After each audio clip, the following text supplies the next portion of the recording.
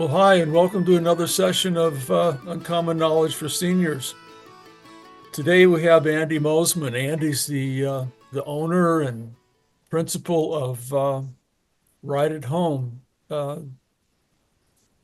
in-home care for seniors. And Andy, thanks for being here today. And I know this is a big topic. It's one that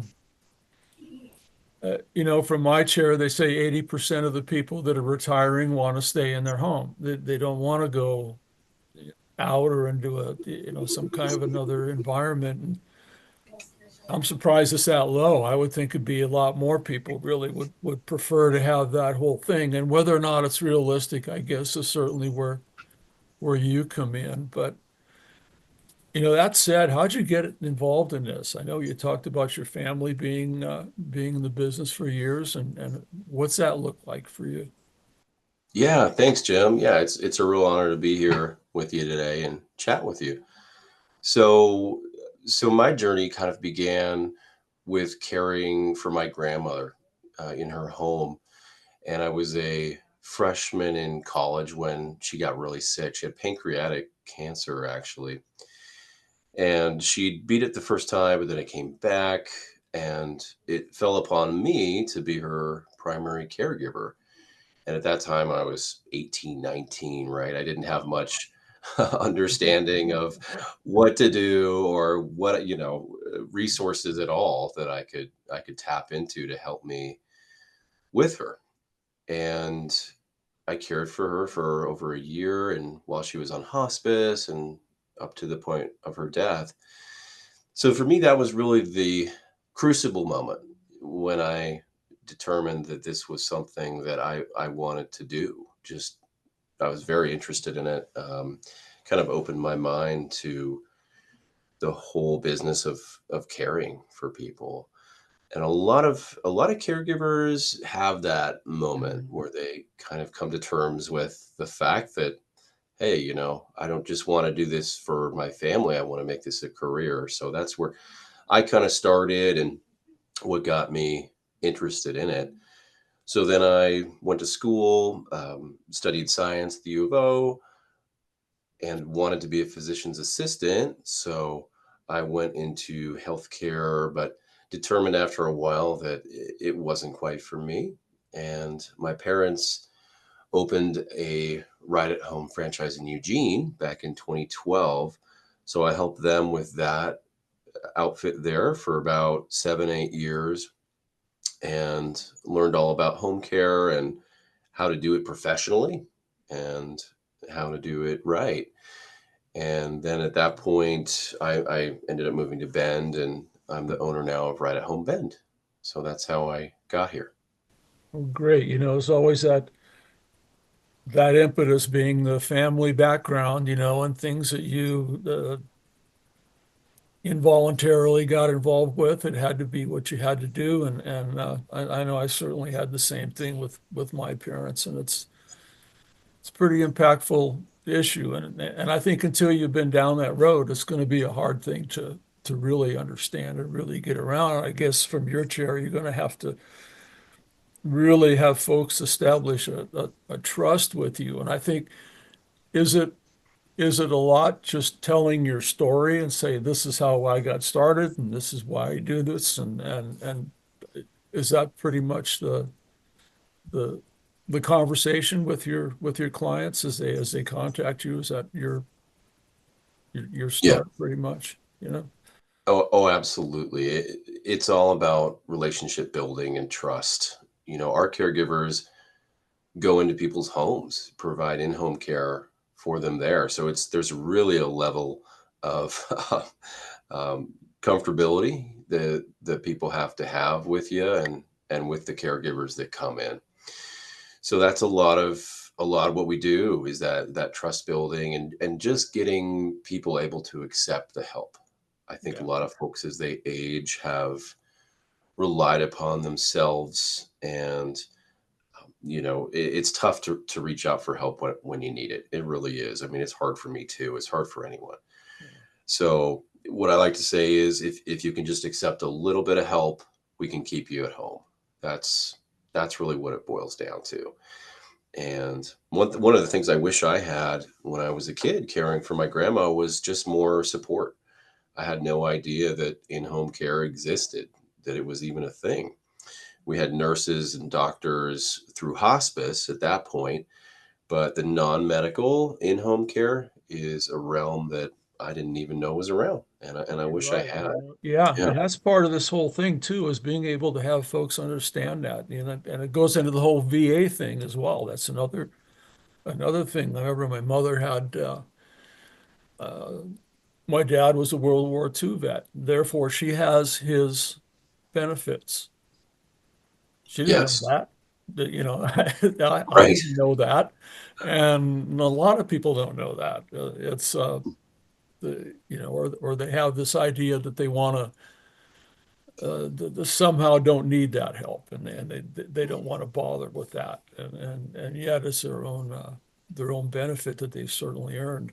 So 100%. Yeah, and that's one of the greatest joys of my professional life is serving veterans and giving back to them. My grandpa was a vet in the Air Force, and he served during the Korea War. He's super proud of that experience, and it's really impactful for me to be able to help the vets and give back to them. yeah, they're so underserved. I always think of the quote that John Stewart came out with. He says, we always support our veterans right up until they need support. And, and I Right. think that that comes through a lot. Yeah. Uh, yeah. How about the legal aspects of caring for someone like this? I would imagine insurance and things like that's got to be a daunting part of this whole thing. And I know that I'm assuming the franchise, though, would be helpful with that, right? Certainly. Yeah, they provide great support, legal advice for us, 100%. Um, and I think the biggest thing is just making sure that you have a living trust in place, Mhm. honestly. That's a huge part of the process and can be extremely helpful for family members being able to access funds to pay for care. Also, a power of attorney is a super important thing, either medical power of attorney or financial power of attorney or both. That's huge and is super helpful when it comes to making decisions regarding people's care. And most of the people we care for in their homes are seniors, and that's a really helpful piece of the puzzle if they have that in place before we begin. And going back to what you said about the veterans, real quick, there is a VA program that will actually pay for in-home care for vets that a lot of people don't know about, and it's called the Home Health Aid Program. So that's a great resource, incredible program for the guys and gals that served. And then there's Medicaid, right? I mean, that's probably the biggest one, and I think that's gone through some changes here lately, hasn't it? Or is it Oh, going through certainly. too? Or is it? Oh, I guess it always is going through changes. You know? I suppose that's true. I think there are a number of changes that are coming right now that provide kind of an extra level of uncertainty about the future and funding and whatnot. But as it stands right now, in Oregon, Medicaid is a super helpful support system for people who are lower income. And there's a new program called Oregon Project Independence, which is another variety of Medicaid that actually has a higher allowance for an asset level. So I believe you can have up to $100,000 in assets and still qualify for Oregon Project Independence, which is really nice. Medicaid is a great resource for folks. Unfortunately, Medicare does not yet pay for non-medical in-home care like we provide. Mhm. But there's also long-term care insurance policies that a lot of folks have and perhaps purchased years ago and continue to pay into, and that will pay for in-home care if people want to stay at home and age in place. And like you said, most seniors do. So that's a great question. Yeah. And obviously that's part of the whole consultation, I guess, in the beginning is like, let's just figure out how we can make this work and see what's needed and all that. I know we had it, like my mother had real deep into dementia. It was hard to have that conversation, obviously, through that whole thing. And I guess at that point you have to be dependent on the family, if there is family. But if there's not family, if they're by themselves, that just them, how do you deal with that? I mean, I've always wondered about that. What's the and does that end up being part of our homeless situation? And are there people that need help, that don't get help, that can't get help, that don't know that they need help? And Hmm. I guess what's the outreach for that? Or is there any? Sure. Well, there are some safeguards in place, and so the first thing I thought of was adult protective services Yeah. through the county. And we speak to them a lot all the time when we have concerns about somebody's well-being, neglect, or some form of abuse, things like that. But there's also self-neglect, when somebody's unable to care for themselves, either voluntarily or involuntarily. And APS is a really good resource. They're very human, and they have really good resources for connecting people to care, to what they need. So that's what I'd say is kind of the most effective stopgap measure when somebody is just completely by themselves. A lot of times too, if somebody has a memory problem and it's getting worse, they have neighbors that will check in on them, and then we'll get a call from those neighbors, or family members that maybe haven't visited for a long time. They come home, mom or dad obviously is not doing well, and then we'll get a call from them. So I'd say the vast majority of the time we get calls from family members, not the clients themselves, or neighbors, friends, people like that who are concerned about them. Any special circumstances stick out, like experiences you had lately that you could tell us about that was Yeah. heartwarming or Oh, sure. specific Yeah. about that? Yeah, some successes, absolutely. They happen all the time. That's what's so great about this work is we can come into the home, and our client is at a particular level of really quality of life, and we're able to move that bar higher for them and make their quality of life quite a bit improved. And sometimes that happens when somebody's in fairly good health. Sometimes that happens when somebody's kind of maybe more transitioning to hospice or end of life care. We can step in then and make sure that they're comfortable and well cared for.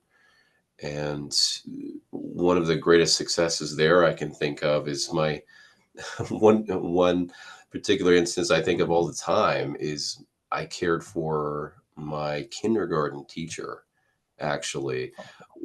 It was incredible. It was probably the greatest professional joy of my life. One of the best was my kindergarten teacher. Her family reached out to my company and said, "Hey, we need help for mom. She's not doing well."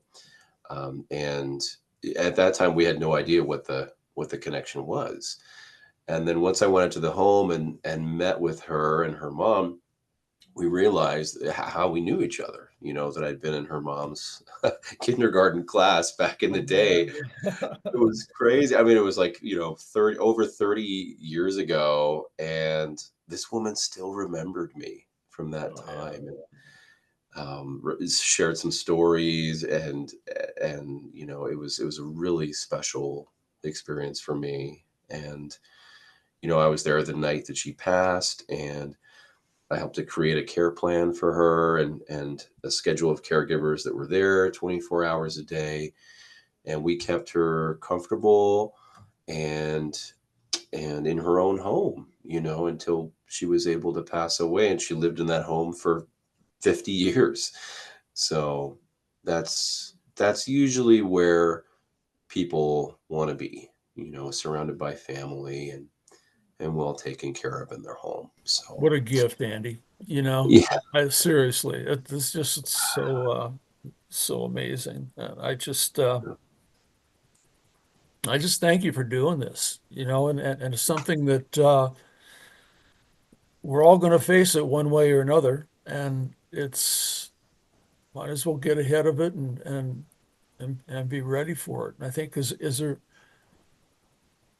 a way to do that other than having it? I think everybody it always seems to be, and this is true, I think, of a lot of services that you and I deal with, is that it's always a crisis.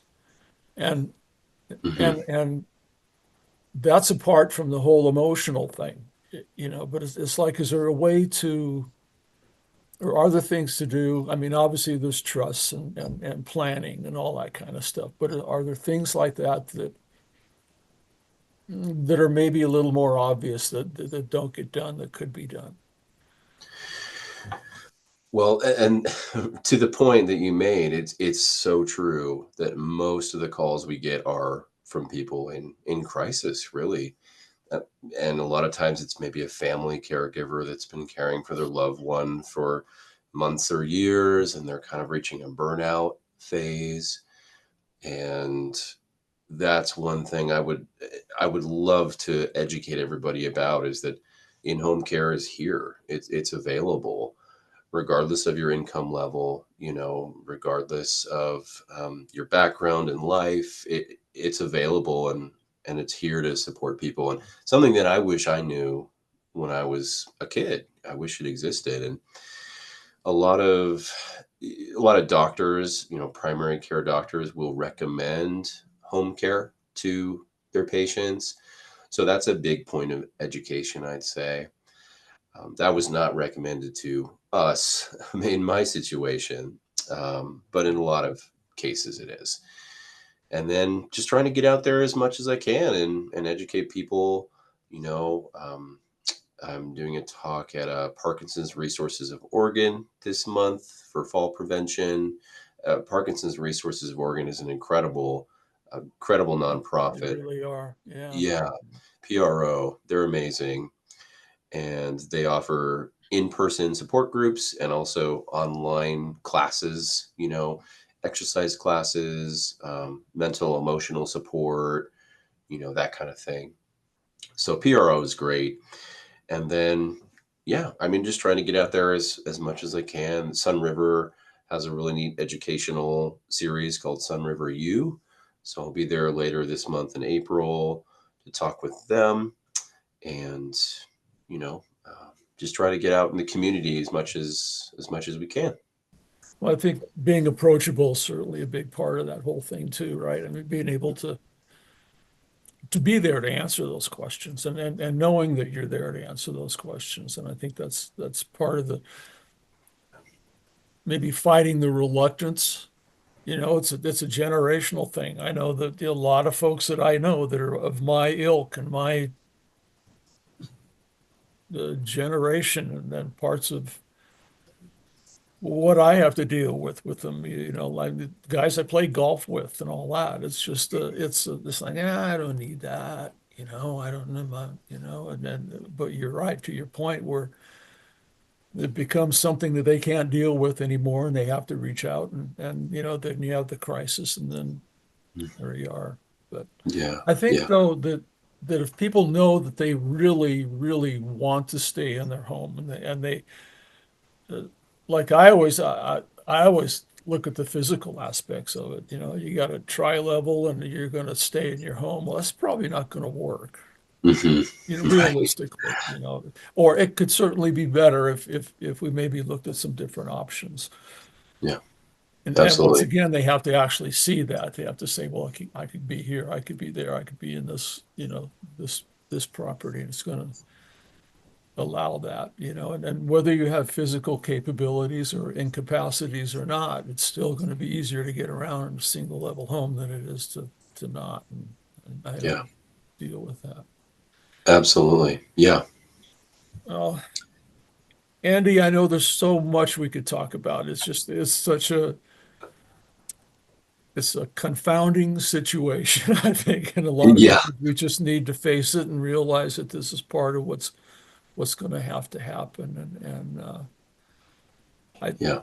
I thank you for doing this. This is, I think, a big part of the conversation needs to be had. And want to want to thank you for being here today. This has been good, and I think it's going to be able to help you get the message out and get it to folks. And um, as we go through this life, I think it's something that is going to be helpful. So Absolutely. Absolutely. And if you wouldn't mind, Jim, there's a few other local resources I can share sure. in the area. Okay. So I talked about Parkinson's Resources of Oregon. There's also the Council on Aging of Mhm. Central Oregon, and they have a guide they put out every year, a paper, handout that has all the senior resources you could possibly imagine in Central Oregon. And you can go pick those up at Council on Aging here in Bend or numerous other businesses in town. There's also the Alzheimer's Association. That's an incredible resource as well. They offer education and support groups for people who are dealing with Alzheimer's and dementia, and I recommend them highly. There's Hospice of Redmond, which is incredibly beautiful as well. They offer a transitions program as well as hospice when you're transitioning to a more advanced medical condition that can be a tough transition for people. And Partners in Care Yeah. offers that as well, transitions and hospice. Both of those companies are really amazing resources for people in town. So yeah, thanks for having me, Jim. It's been an honor speaking with you, and I appreciate it so much. Keep up the good work, buddy. Thank you, sir. You too. Thanks, Andy.